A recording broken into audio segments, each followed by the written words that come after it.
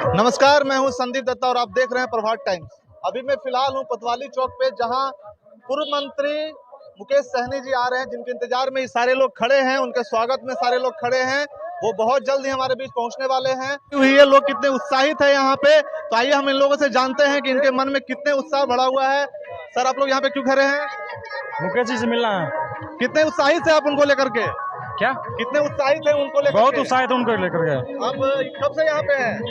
2 घंटा। देखिए, 2 घंटा से इंतजार कर रहे हैं और ये लोग थके नहीं हैं, और वो सब्र की घड़ी बस खत्म ही होने वाली है। वो लोग आने वाले हैं, तो देख लीजिए उनके भीड़ में कितने लोग खड़े हैं यहाँ पे और कितनी बेसब्री से इंतजार हो रही थी। तो वो सब्र की घड़ी बस अब खत्म ही हो चुकी है, और जो मुकेश सहनी है वो अब आ चुके हैं। और यहाँ पर देखिए इनके साथ कितने बड़े काफिला के साथ ही आए हैं और तमाम कार्यकर्ताओं से मिल रहे हैं। जी, आज निषाद आरक्षण संकल्प यात्रा को लेकर निकले हैं।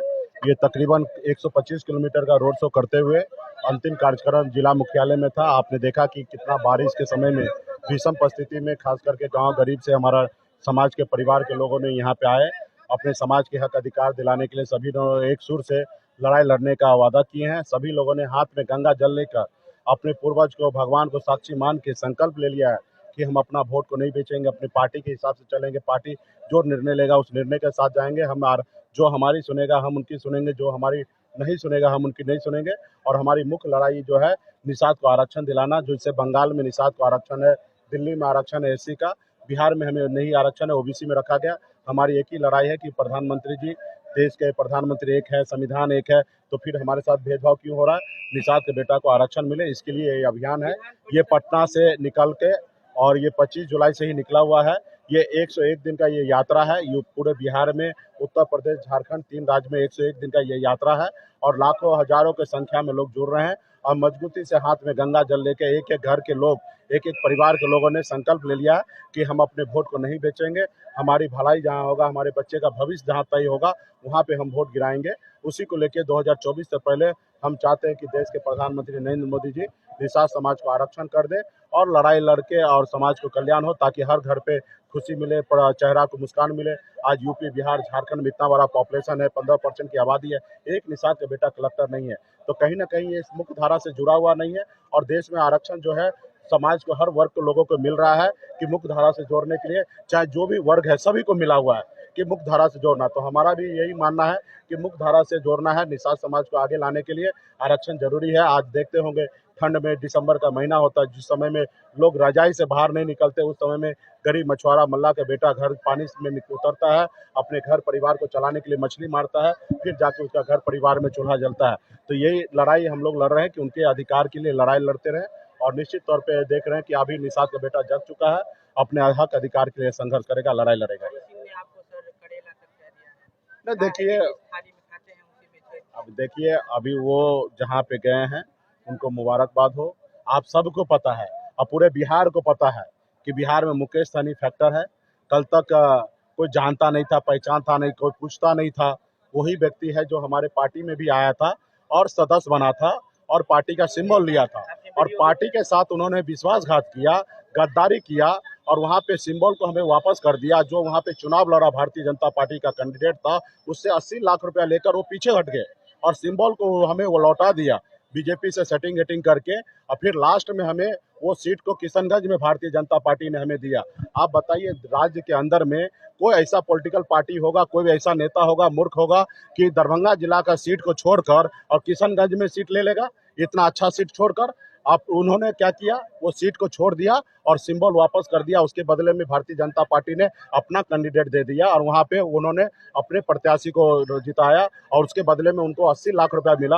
वो समाज के बीच में जाए और बताए कि ये क्यों किए, और उसके बदले में हमें एक सीट जो मिला, हम एक अति पिछड़ा का बेटा को, लखनलाल पंडित को, किशनगंज में हमने लड़ाने का काम किया। अगर वो सीट अगर हमारे पास होता तो निश्चित तौर पे हरी सनी जीतते और हमारा एक विधायक होता, लेकिन उनको विधायक नहीं बनना था, उनको पैसा चाहिए था, उनके बच्चे परिवार के लोगों को शादी ब्याह करना था, इसलिए उन्होंने 80 लाख रुपया वहाँ के जो स्थानीय जो आज विधायक है उनसे 80 लाख रुपया लेके डील कर लिया। तो इसके लिए उनको चुल्लू भर पानी में डूब मरना चाहिए। समाज के पीठ में खंजर भोंकने का काम किया। बताइए ना, हमने उनका सीट तो नहीं छीन लिया। अगर हम छीन लेते तो हम वहाँ पे अपना प्रत्याशी देता, हम भले किसी अन्य जात को देते तो आप हमारे पर आरोप भी लगा देते कि मुकेश सहनी शायद उससे पैसा लेके ले दिया। हमने तो उनको सिंबल दिया, हमारा सदस्यता लिया, पार्टी का मेंबर हुआ, उन्होंने संकल्प भी लिया, कसम खाया अपने पूर्वज का कि हम आने वाला समय में हम इस समाज के हक अधिकार के लिए पार्टी के साथ रहकर विधायक बन के लड़ाई लड़ेंगे। लेकिन वो विधायक बनने से पहले वो मैदान छोड़ दिया, उन्होंने 80 लाख रुपया लेके पीछे हट गया। उसका जवाब विश्वासघात किया समाज के साथ, सभी लोगों के साथ। आज तक हमें ये बोलने की आवश्यकता नहीं था, नहीं हम बोलना चाहते थे, लेकिन आपको मैंने पहले भी आग्रह किया, हाथ जोड़ के विनती किया कि भाई आपको भारतीय जनता पार्टी आज आपको जो जगह दिया है वो मुकेश सहनी का देन है।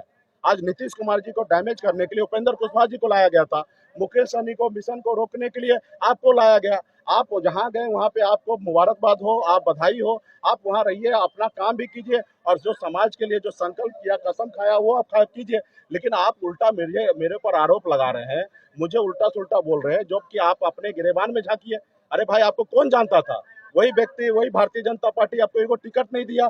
2020 में आपको मेरे पास आना पड़ा, सदस्यता लेना पड़ा, और आपके भारतीय जनता पार्टी का बड़ा नेता जो दिल्ली में बैठता, उसने मुकेश सहनी को लीडर माना, तब 11 को सीट दिया। तो आप कैसे कह सकते हैं आज आपको वहां पे नेता बनाया सिर्फ मुकेश सहनी को क्रॉस करने के लिए? और यहाँ क्या, हम तो 2019 में लालू प्रसाद जी जो बिहार के इतने बड़े खिलाड़ी, इतने बड़े नेता, उसने 2019 में नेता मान लिया, तब 3 लोकसभा सीट दिया था।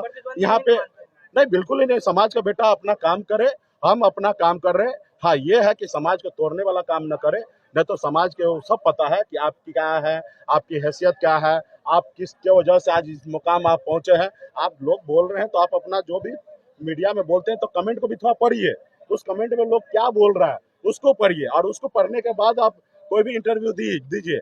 आप जितना भी हमारे माननीय जो नेता बने हैं, हरीश सहनी जी हमारे बड़े भाई हैं, उनसे मैं आग्रह करूंगा कि जितना भी आप मीडिया को बोलते हैं उसमें कमेंट भी लिखा जाता है, उस कमेंट को पढ़िए।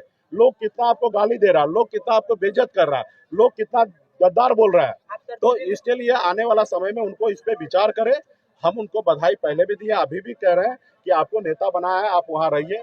हमको भी ऑफर मिला कि आइए आप हमारे घर में आके आप बड़ा से बड़ा नेता बनिए, लेकिन हमने कहा नहीं, हमने आपका महल में नहीं जाना, गुलाम नहीं बनना। हमारा छोटा ही झोपड़ी हो, उसका हम अपना काम करेंगे, अपने लोगों के लिए, हित के लिए काम करेंगे। आज भारतीय जनता पार्टी से क्यों लड़ाई हुआ? मेरा उनसे कोई जमीन का लड़ाई तो थोड़े है। हमने भाई यूपी में जाके या बिहार में अपने समाज के अधिकार के लिए आरक्षण की बात कर रहा है, इसलिए मेरा लड़ाई हुआ। अगर मैं मोदी जी जिंदाबाद करता, योगी जी जिंदाबाद करता, तो मेरे साथ लड़ाई थोड़े होता। हम तो अपने हक अधिकार के लिए लड़ाई लड़ रहे हैं। आज भी हम उनके साथ बात कर ले, सेटल हो जाए, तो कल हम भी बड़ा नेता बन जाएंगे। हमने तो 25 जुलाई को पटना में कृष्ण मेमोरियल हॉल में ही कह दिया था कि हमें बताया जा रहा कि आप मेरी बात नहीं मानोगे, हमारे गुलाम नहीं बनोगे, तो आप ही के समाज में से विधान परिषद में नेता बना देंगे। हम तो आज नहीं, 1 महीना पहले बोल दिए। आज 4 दिन पहले उनको भारतीय जनता पार्टी नेता बनाया है। आप यूट्यूब पे जाइए, मेरे वेबसाइट पे जाइए, आप पार्टी के आईडी पे जाइए, सब लोग देख लीजिए कि मैंने खुला बोला था कि विधान परिषद में एक ही निषाद का बेटा है बीजेपी की तरफ से, हरीश सहनी, उनको नेता बनाने का पहले से हमको बोल रहा था, धमकी दे रहा था, लेकिन हमने उसका परवाह नहीं करना। आप विधायक बनाओ, मंत्री बनाओ, मुख्यमंत्री बनाओ, प्रधानमंत्री बनाओ, मुझे उससे कोई लेना देना नहीं है। हम चाहते हैं कि निषाद के बेटा मुख्यमंत्री, प्रधानमंत्री बने, नेता प्रतिपक्ष बने, लेकिन साथ में हम चाहते हैं कि तमाम 5 करोड़ निषाद परिवार है उसका भी चेहरा पे मुस्कान आए, उनका भी घर पे खुशियां आए, और हर लोग नेता राजनीति में जो काम करे वो भी आगे बढ़े। लेकिन इसका ये मतलब नहीं ना पैर पे सर पे पैर रख के और आप उसको खत्म करके फिर आगे आप बैठिएगा, तो ये अच्छी बात नहीं है। इसके लिए जिसको करना उचित है वो करे, जितना जिसको करना वो करे, और हमारा काम है समाज के हक अधिकार के लिए लड़ाई लड़ना।